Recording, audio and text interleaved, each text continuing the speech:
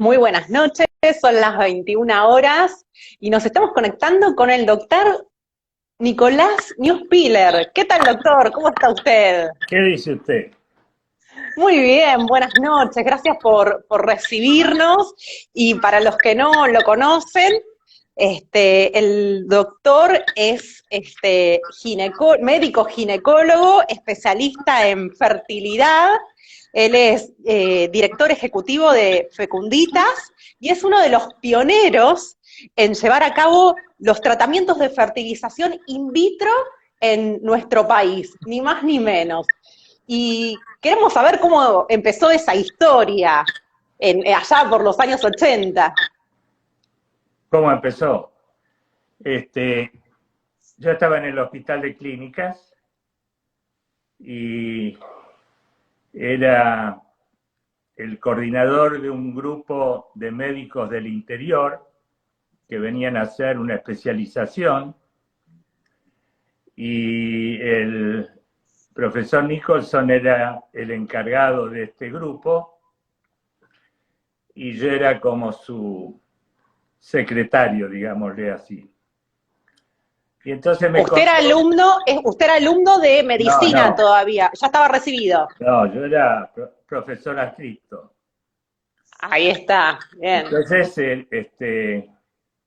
estábamos juntos porque teníamos que dar unas charlas y él venía de Dublín, de un congreso de fertilidad.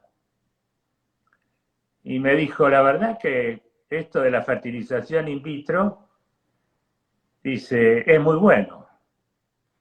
Esto de sacar un óvulo a la mujer y colocarle al lado los espermatozoides del hombre y que se fertilice en un medio de cultivo y que de ahí surja un embrión y que ese embrión se coloque a las 24-48 horas dentro del útero.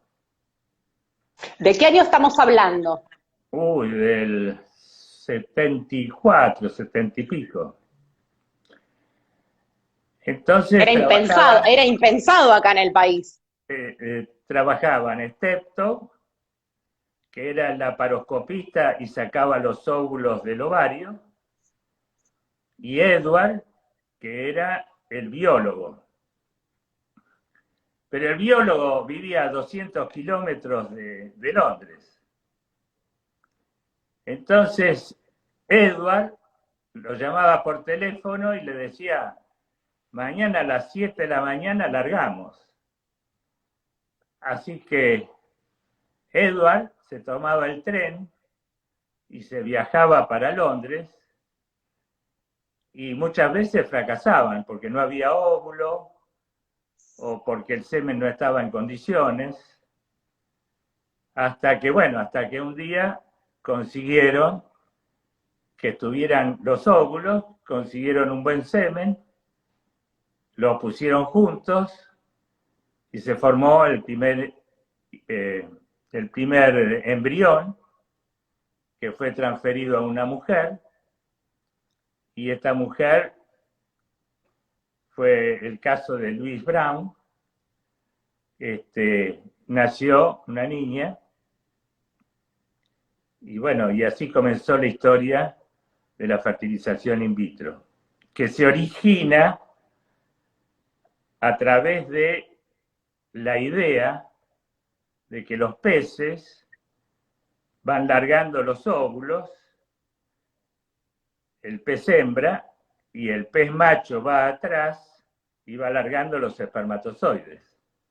Y en el líquido se junta el óvulo con el espermatozoide y así se forma un embrión. Y después sigue en el mar ese embrión hasta que se forma un pez. Por eso esa fue la idea original con la que empezaron a hacer fertilización in vitro de pruebas en distintos animales. Y de ahí lo pasaron a, a la especie humana. El el 11 de septiembre, cuando voltearon las dos torres gemelas, yo tuve la oportunidad, en ese lamentable hecho, de estar viviendo en el mismo hotel que Edward, el que fue el primero en el mundo, el primer laboratorista en el mundo, el primer biólogo, y estábamos todo un grupo de especialistas, unos 30, cuando ocurrió esto de que los aviones chocaran contra las Torres Gemelas.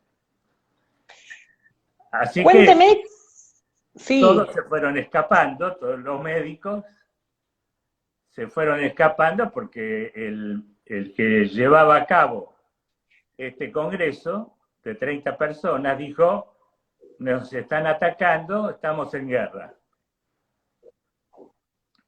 Y bueno, no fuimos, pero después nos encontramos en el lobby los que estábamos en el mismo hotel. Y en ese hotel estaba Edward, estaba el gerente general de un laboratorio que se llama Serono, había un mexicano y yo, que estaba con mi hija. Y entonces a las noches nos juntábamos, íbamos a un bar de enfrente del hotel y él nos preparaba todos los tragos y cenábamos juntos y nos contaba todas las historias que para mí eran alucinantes, ¿no? De cómo nacía todo esto y el sacrificio que le puso a todo esto y las ganas. Eso en Europa, pero ¿cómo trajo usted esa tecnología acá al país? Bueno, el asunto fue que, cuando él me cuenta, mi jefe, que era tan interesante, yo le dije, yo lo quiero hacer. Entonces llamamos a Estados Unidos, a Aníbal Acosta, que trabajaba en Virginia, Norfolk, para ver si me podía mandar a mí a aprender. Y me dijo que sí, pero que había una demora de 1 año y medio. Pero bueno, yo 1 año y medio no me lo bancaba.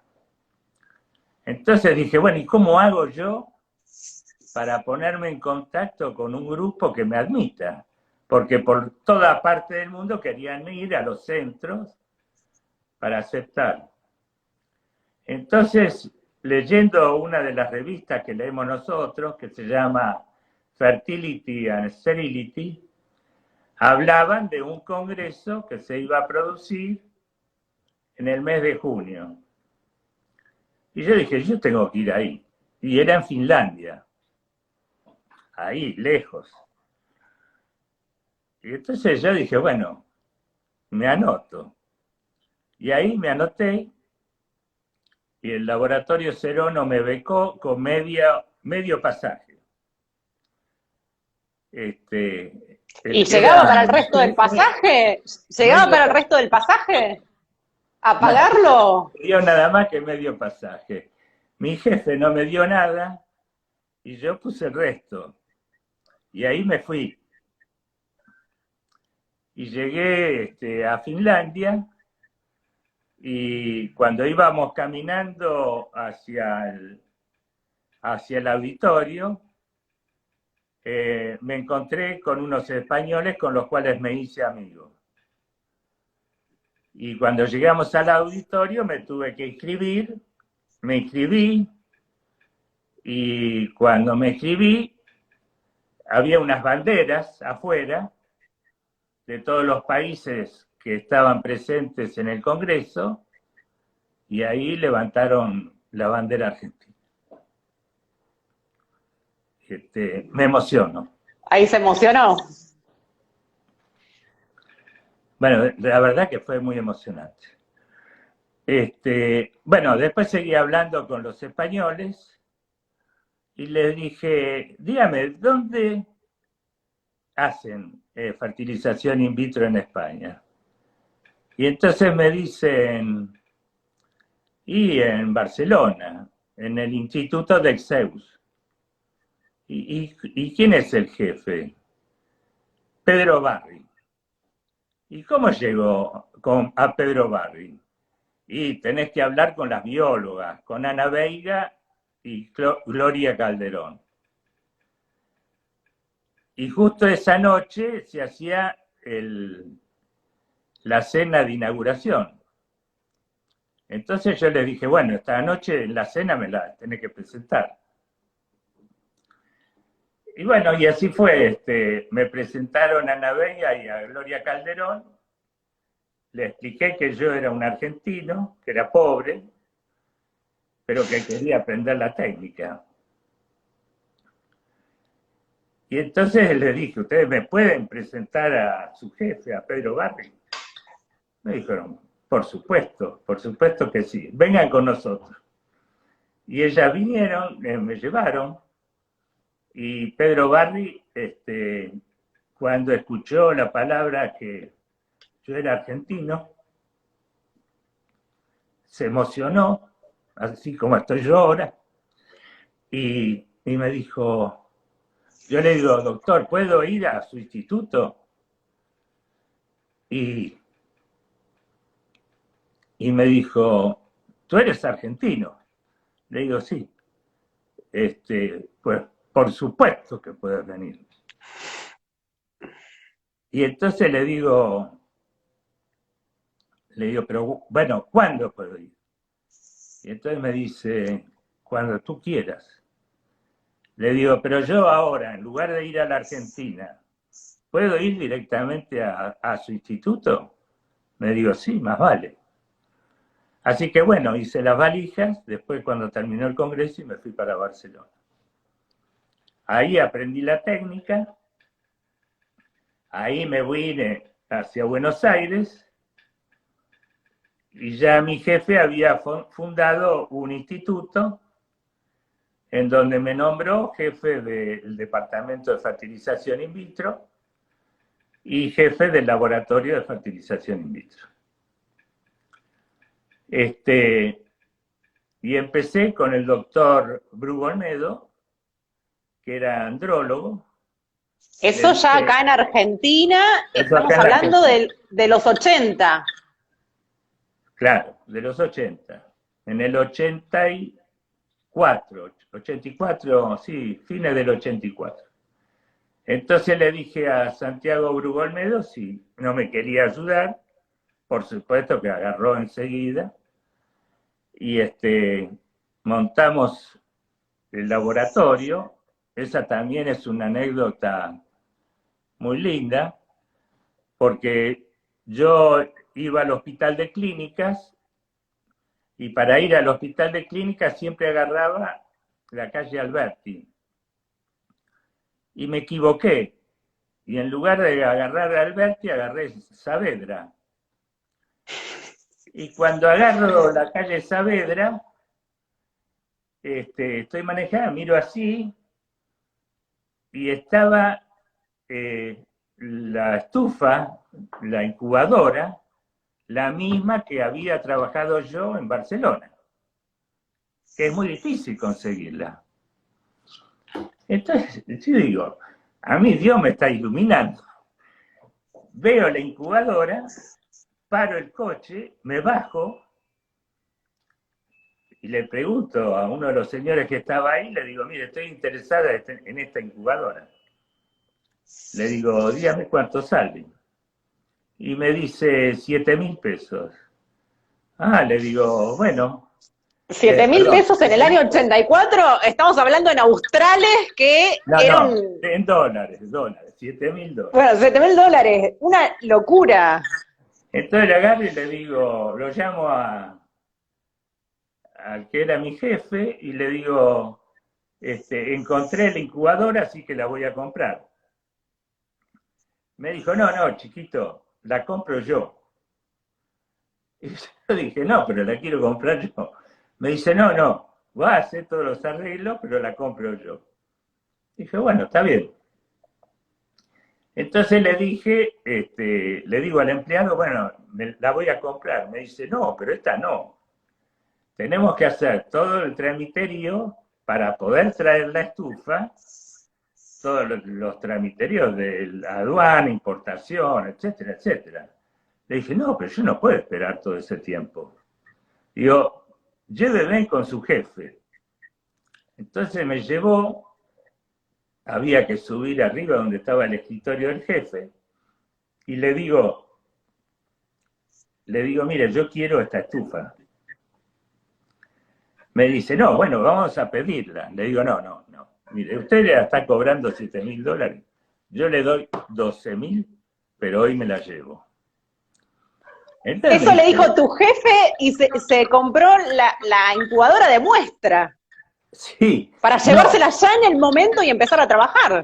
No, esa incubadora era para la CONEA, la Comisión Nacional de Energía Atómica. Y yo lo conocía al que me ¿Esto se puede contar acá, lo que me estás contando? Boicotear una incubadora. Bueno, lo peor que me puede pasar es que vaya en cara. Entonces, el tipo me mira, me dice, no, pero yo se la tengo que dar a este investigador.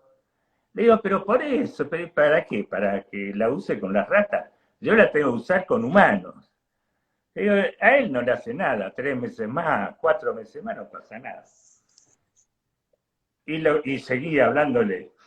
Y el tipo dijo, bueno, está bien, 12.000 me los trae ya y se la lleva.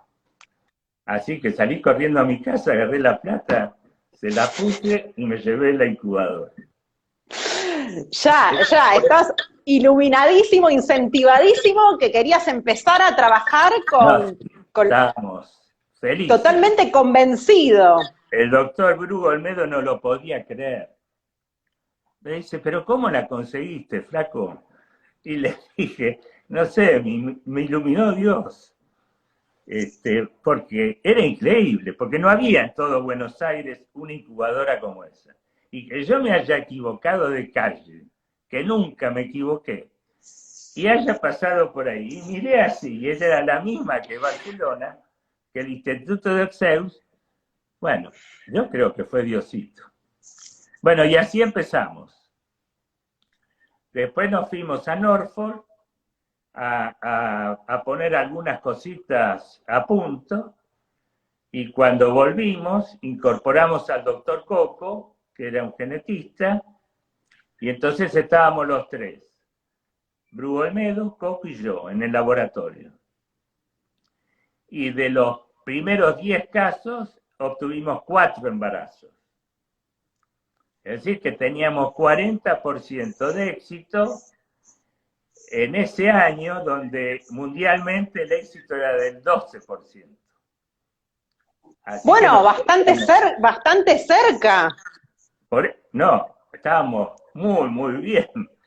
Por 40%, eso. así que nos creíamos sí, que éramos sí. los Maradona de la fertilización in vitro. Porque vos me estás diciendo que en el mundo el porcentaje de éxito era del 12%, ¿me dijiste? 12%. Y acá en Argentina, de 10 casos, 4. Surgieron 4 embarazos, o sea, el 40%. Por eso. 40% de éxito comparando con el mundo, que era un 12%. Por eso, imagínate cómo estábamos. Después, cuando se fue agrandando el número, fuimos bajando. Y nos pusimos como todo el resto del mundo. Pero la alegría que teníamos al principio era una cosa muy linda. Impresionante. También tuviste que ver con la historia de los quintillizos, ¿puede ser? ¿Es así? Bueno, hay 2 quintillizos que nacieron muy cerca. Los Ruffini,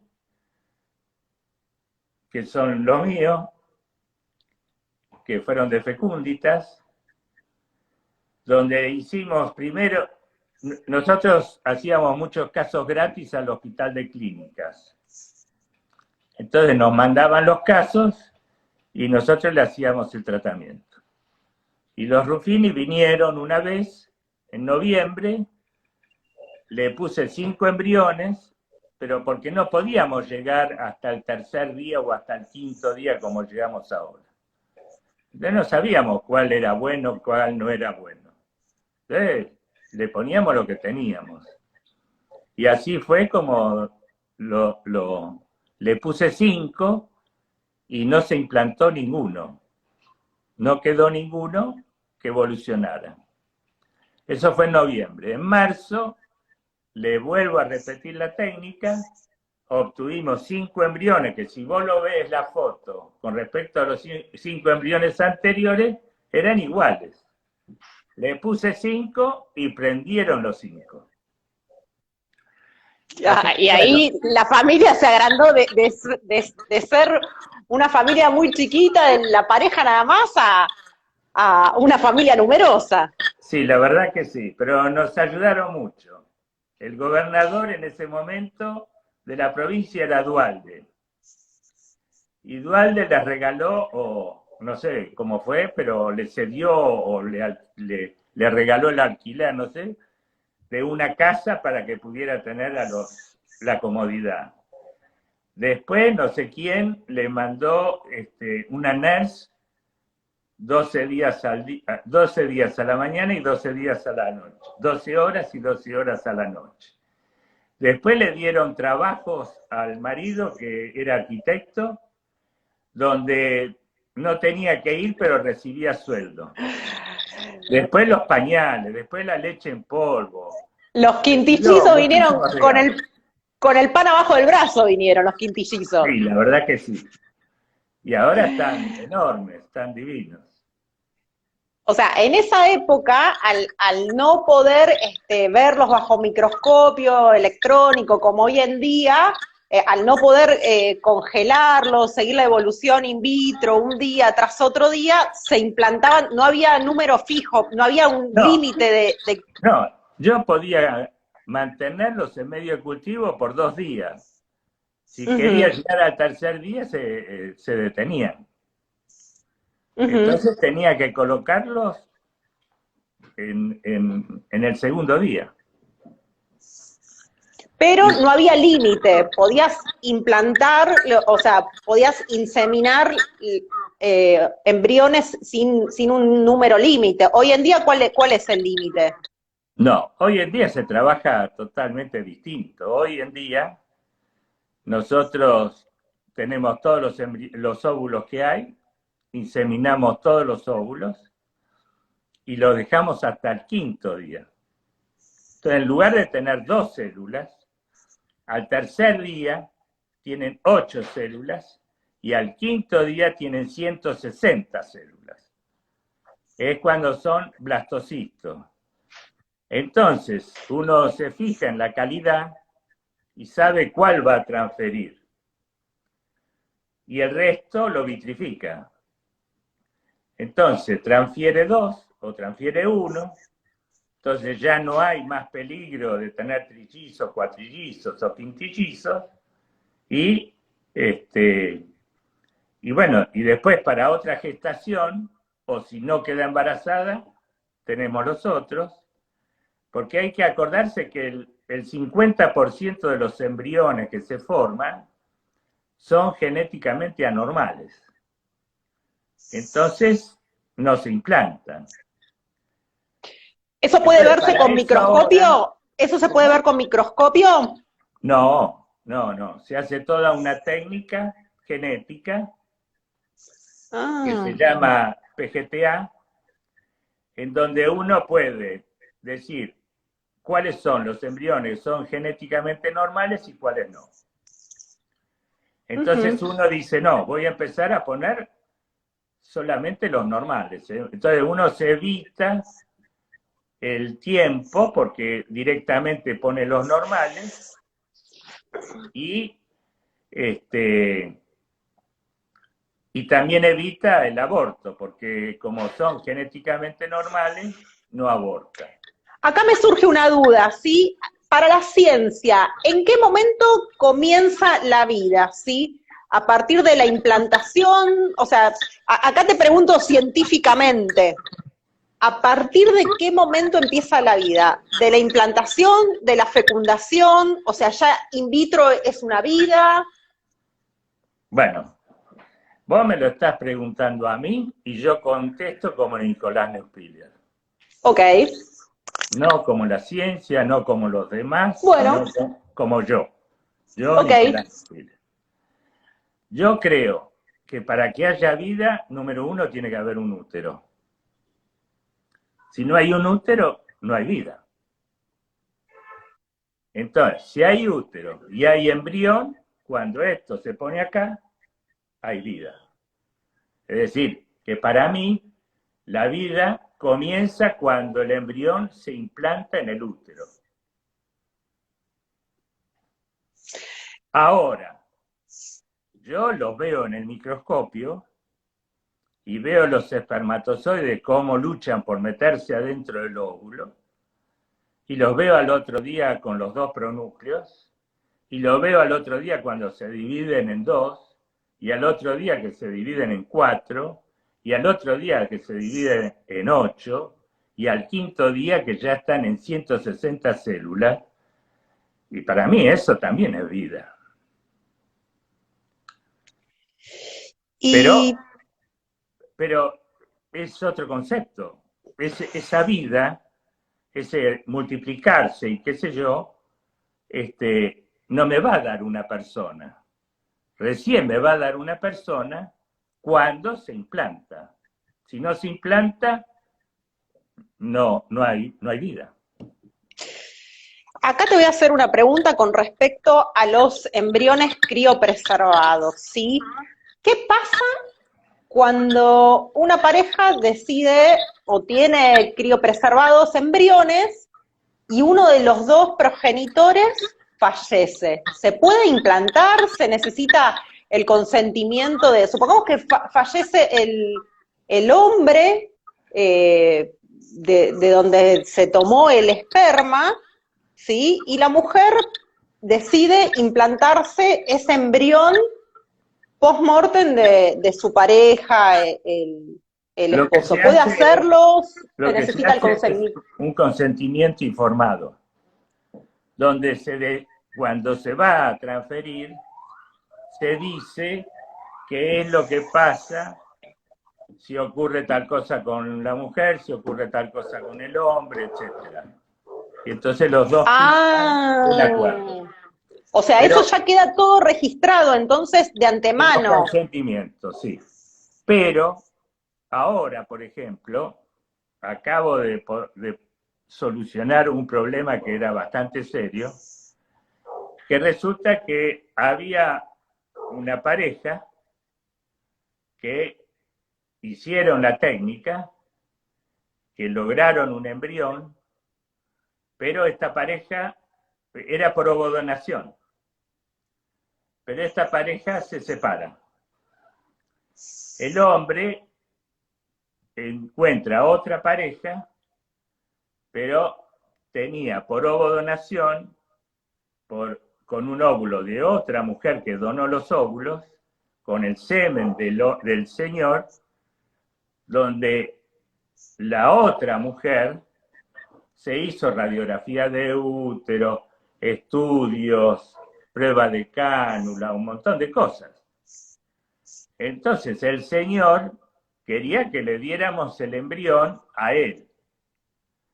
Y nosotros no se lo dábamos porque hasta que entre ellos no hubiera un acuerdo, nosotros no se lo podíamos dar porque era de los dos. Pero a ver si te entendí. El óvulo femenino no era de la mujer en cuestión. No. Ni tampoco de la pareja, o sea. No. Y no se lo otorgaron. Más vale, no es el óvulo de quién es o el espermatozoide de quién es, sino de quién tiene ganas de ser el progenitor. Eso es lo que se considera en la justicia argentina. Es decir, y eso fue a juicio entonces. Cuando una pareja de gay van y hacen un útero subrogado y llevan el chico a notar, y entonces el juez pregunta: señores, ¿ustedes quieren ser el padre de este chico? Sí. Señora, usted que llevó el embarazo y parió, ¿quiere ser la madre de estos chicos? No. Pues entonces este chico es de estos dos señores. porque lo que prima es la voluntad procreacional. Volviendo al caso anterior, ¿nos podés contar cómo, porque ahora quedamos intrigados, Sí, cómo se concluyó el caso? Hoy se solucionó el tema. Hubo un arreglo entre la mujer y el hombre, lo firmaron bajo el escribano y el abogado, y el señor va a poder utilizar los embriones. Con su nueva pareja. Sí. Con el consentimiento de la exmujer.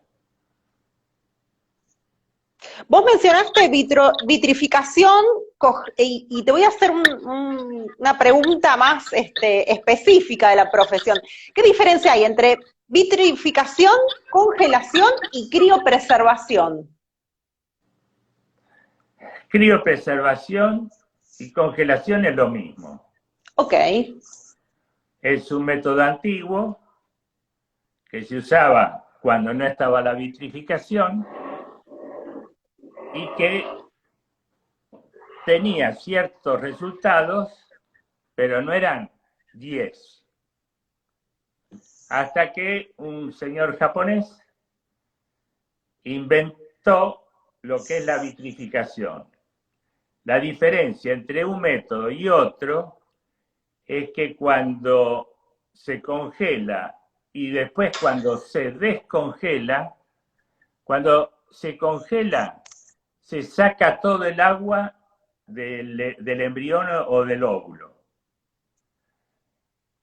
Cuando se descongela, se coloca agua para que entre dentro del óvulo o de los embriones. Entonces, cuando se descongelaba lo de criopreservación, muchas veces se cristalizaba y se rompía. En cambio, con el método de vitrificación, es tan rápido que sale el agua sin poder formar cristales. Entonces no se rompe. Eso en cuanto a los embriones, pero los ovocitos se siguen... Ah, claro, los óvulos también no se vitrifican. Con la congelación no se podía congelar los óvulos. Había algún trabajo por ahí que habían logrado congelar algún óvulo. Era muy difícil. Pero con la vitrificación sí se puede. Y con los tratamientos ahora, últimamente, dan tan buen resultado la vitrificación que mejora los resultados de la fertilización in vitro. Es mejor no colocarlos inmediatamente, sino vitrificar y colocarlo en otro ciclo. Cuando uno vitrifica óvulos, se colocan, tengo entendido, en celdillas de A4 o de A5, ¿verdad? Sí, de A2, de A1. Ah, se pueden ir separando. Sí. Y una vez que se descongelan, o sea, bueno, si se descongelan de A1 no hay problema. Yo tenía entendido que se congelaban de A5. No. Entonces. No. Ok. No. Ok, es bueno saberlo. Yo estoy notando que hace 35 años atrás, a ver, quizás es una percepción mía, la fertilidad en Argentina era más potente, pues, no sé cómo decirlo, como que las familias eran más numerosas. Y ahora uno se pone a conversar con la gente o era un tema tabú o los casos de infertilidad aumentaron con respecto de hace 35 años atrás. ¿Disminuyó la fertilidad en Argentina? No, primero vamos a aclarar una cosa. Antes en España, en Italia, en Francia, en toda Europa, había muchos chicos. Y después se empezaron a disminuir las familias numerosas. Tal es el problema que hoy en día tiene España, tiene Francia, tiene Italia, que no tiene gente para poder alimentar a los mayores. Población envejecida. Por eso te reciben a todos los chicos jóvenes que van para España.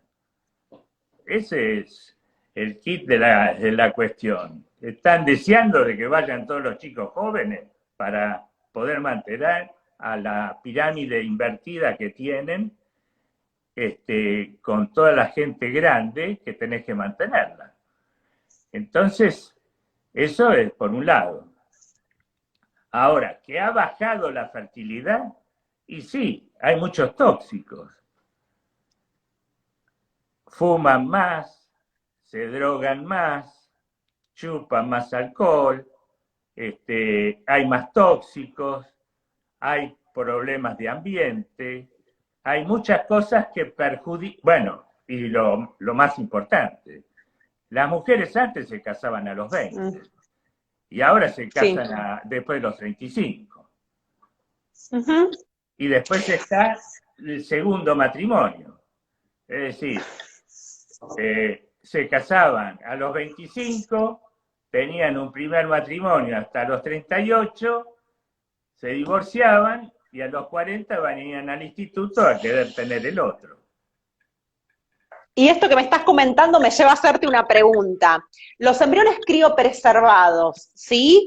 O vitrificados, mejor dicho, ¿hasta qué edad se pueden implantar? ¿Hasta qué edad de la mujer?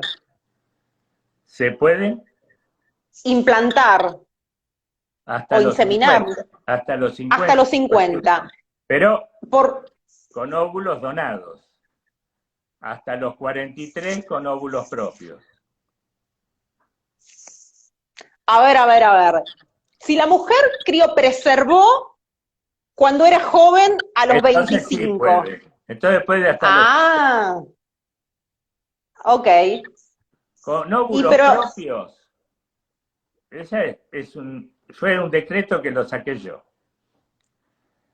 Porque tenía que ponerle límite, porque si no las pacientes de 58 años venían y decían, yo quiero tener un bebé con mis óvulos.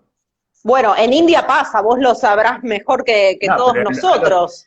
A los 58 años es muy raro que una mujer quede embarazada. No, en India hay casos reportados de, no sé, creo que hay una pareja que salió en los medios que está buscando determinado sexo de que nazca el hijo y tuvieron hijos, por medios asistidos y la mujer creo que tenía como 70 años en India. Terrible, pero bueno, son excepciones, pero puede ser por ovodonación. La mujer, entonces, a los 42, 43 años, el porcentaje de embarazo está por debajo del 3%. Son excepciones. Por medios naturales, me estás diciendo. No, por medios de la técnica o por medios naturales. Quizás tienen más chance por medios naturales que por la técnica. ¿En serio? Porque todos los meses tienen posibilidades de engendrar. En cambio, en fertilización in vitro, si no tienen ningún otro problema, es una sola vez. Entonces, a ver si te capté, una mujer puede criopreservar sus propios óvulos hasta los 43 años. No, sus propios óvulos los puede utilizar hasta los 51, hasta los 50. Utilizar, pero criopreservar, o sea, hacerse la extracción de ovocitos. Propios hasta los 43. Bueno, eso es bueno saberlo porque quizás hay mujeres que están solteras, solas, que no tienen pareja y que dicen, bueno, lo dejo para más adelante, total la ciencia avanzó. Están equivocadas.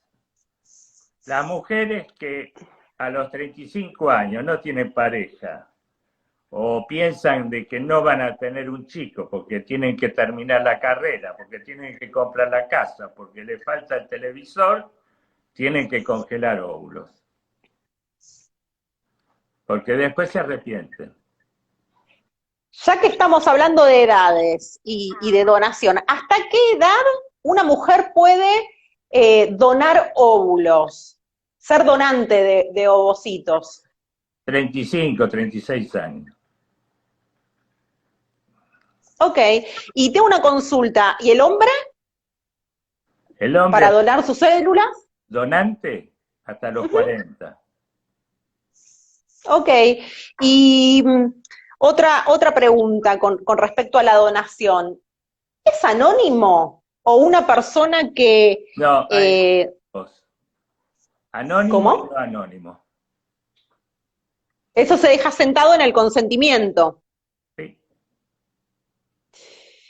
¿Y qué pasa si, por ejemplo, el día de mañana una persona que fue gestada por métodos de fertilización asistida con óvulos donados, se hace una prueba de ADN y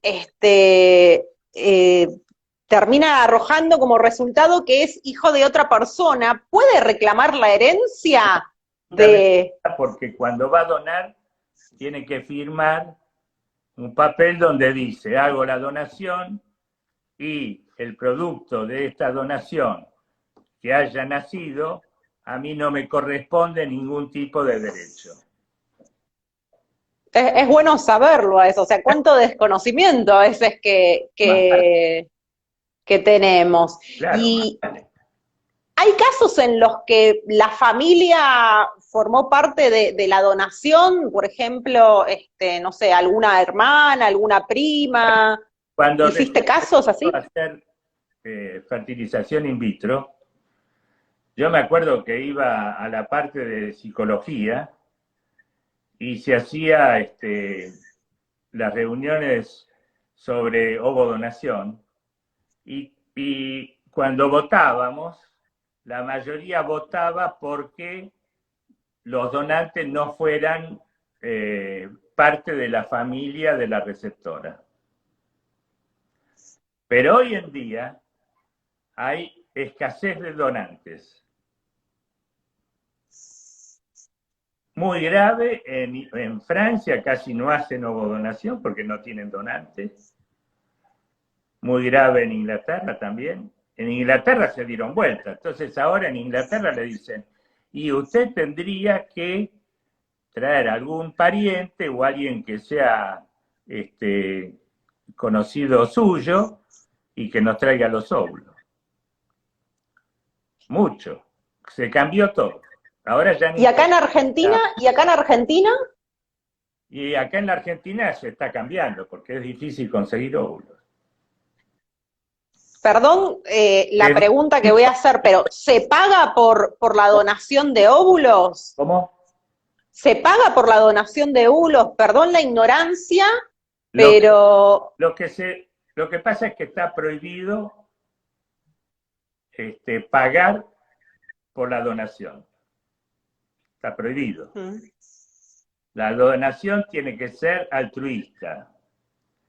Entonces, lo que se le da, y yo quería dejarlo en la resolución, es un salario mínimo, porque esa mujer está ocupada en ir a sacarse sangre, ir a hacerse las ecografías, ir a hacer la punción, ir a descansar después de la punción. Entonces, casi se le pasa un mes como si estuviera trabajando. Entonces había que darle un lucro cesante. Entonces, lo que yo proponía era que se le diera el salario mínimo. hablando de la mujer donante, para que se le puedan extraer los ovocitos, la mujer tiene que someterse a un proceso de estimulación Primero, hormonal. después ir y después por vía vaginal se punza y se sacan los óvulos. ¿Y qué pasa con las mujeres que se someten a reiteradas procesos, medicaciones hormonales para estimular? ¿Hay un límite recomendado anual o veces en la vida? De 6 embarazos. ¿Cómo? No pueden donar más que 6 embarazos. Más que seis estimulaciones. Embarazos. A ver, si una mujer va a donar No, ovocitos, y con eso se obtiene un embarazo. se cuenta no por la cantidad de estimulaciones, No, sino porque por está embarazos. al lado. Y supongamos que una mujer se somete a las sobreestimulaciones reiteradas veces. ¿Le genera algún problema de salud después de a ella? O disminuye su fertilidad de forma natural? Una mujer que dona. Las donantes que aceptamos son aquellas que ya han tenido hijos. Ah, es interesante todo esto que nos cuenta. Claro, porque hay que protegerla, la donante. En una de las preguntas que la gente nos fue haciendo, nos dicen si hay cuál es el número de la ley que regula la fertilización in vitro. Oh, Si lo recuerda, no. 32.482 creo que era. Acá La hay muchos saludos de. 3 años que ahora creo que era la 32.482.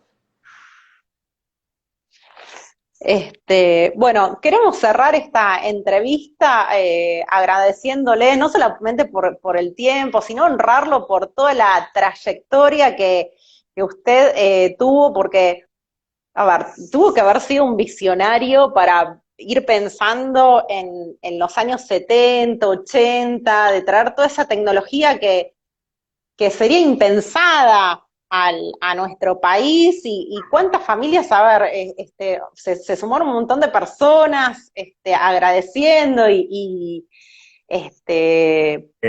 a usted, a su equipo, porque se agrandó la familia, por decirlo de alguna manera, lo honramos, lo felicitamos, le agradecemos, pero no podemos dejar de mencionar, como usted siempre lo hace, y agradecerle a Dios. A ver, la ciencia avanzó día a día y nosotros solamente somos instrumentos de Dios, eso estamos totalmente convencidos que quien da la vida Es es Dios. Dios y, y somos instrumentos de Él. Yo tengo A una. veces A mí siempre me toca acá.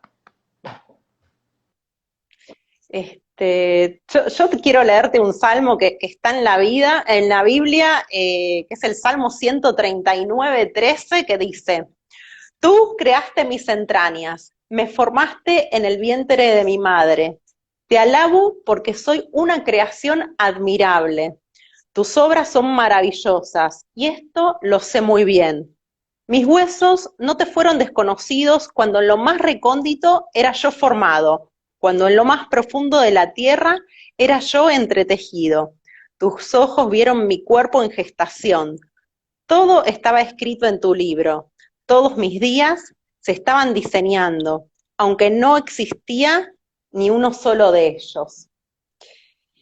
Y bueno, este salmo es para agradecer a Dios, que es el que nos da la vida, y a veces por temas religiosos o prejuicios en la sociedad, a veces uno no se atreve a pensar o desconfía de los métodos de fertilización asistida y hay muchos prejuicios, pero yo desde mi opinión personal, es como una forma de generar una esperanza. Estamos seguros de que quien da la vida es Dios, ¿sí? Pero es como una manera de bajar la ansiedad en las familias en las parejas, en las mujeres, en los hombres, que a veces, si lo piensan humanamente, dicen, bueno, listo, ya está, bajamos los brazos, pero siempre hay una esperanza en Dios y a veces Dios dice que no. A veces dice que sí, a veces dice que no, y nos tenemos que encomendar a Dios en el día a día. Por eso a mí no me quedan más que palabras de agradecimiento a Dios por la vida que nos da en el día a día y el privilegio de poder, con la profesión que cada uno tiene, servir a Dios. Y bueno, es una demostración tu vida, tu trayectoria de todo esto. ¿Sí? Y lo extraordinario que ha hecho Dios, ¿no? Este, el Dios de cualquier religión, o el que no cree en nada, pero que sabe que algo hay. Para mí es Dios. Este, Cuando uno se pone a ver eh, los distintos órganos que tenemos, un ojo, por ejemplo, que es capaz de mirar más cerca, de mirar más lejos, de ver los colores, de cómo está formado, cómo se llega al nervio óptico, al cerebro, bueno, y así un montón de órganos. Todos, o sea, Todo es impensable, o sea, el hombre sería imposible, o sea, no se le hubiera ocurrido nunca, no hay órgano, no hay célula, inclusive las células, las organelas que están dentro de las células, todo es perfecto, y no hay ningún hombre que pudiera pensar, y ni siquiera si toda la humanidad se pusiera a trabajar en equipo, no podrían generar un cuerpo humano de cero, de la nada. eso, Eh, está perfecto. otro versículo que está en la Biblia dice, entonces Jehová formó al hombre del polvo de la tierra y sopló en su nariz aliento de vida y fue el hombre un ser viviente. Eso está en el Génesis cuando Dios de la nada hizo al hombre. Para mí, yo con mi formación judeocristiana, no hay otra explicación que Dios existe. Y vos lo debes ver cada vez que nace un chico, Sí, o cuando se está formando. o Bueno, cuando se está formando. claro que sí. Qué bueno que reconozcas que vos sos un instrumento y que la gloria se la debemos a Dios. Pero por supuesto. Que Dios te bendiga muchísimo, Nicolás, y bueno, la gente acá te llenó de cariños, todos mucha gente se emocionó con esta entrevista. Yo, Este, yo también ¿Cómo? Es que no podíamos dejar de honrarte y de celebrar tu vida, tu trayectoria, la de tus hijos, porque además no solo, vos tenés 3 hijos, ¿verdad? cuatro. 4. Varones y So- so- son médicos también ellos, no, ¿no? y los otros no. Los otros no. El, el varón mayor es médico. Bueno, qué bueno que pudiste transmitirles esa pasión que vos llevás dentro. Más vale. Claro. Así que bueno, te agradecemos mucho que hayas cedido a esta entrevista. Te mandamos un fuerte, fuerte abrazo a vos y a todas las personas que se conectaron, ¿sí? Un cariño grande a vos y a toda tu familia, ¿sí? Un gustazo, muchísimas gracias. Muchísimas gracias. Saludos a todos. Gracias.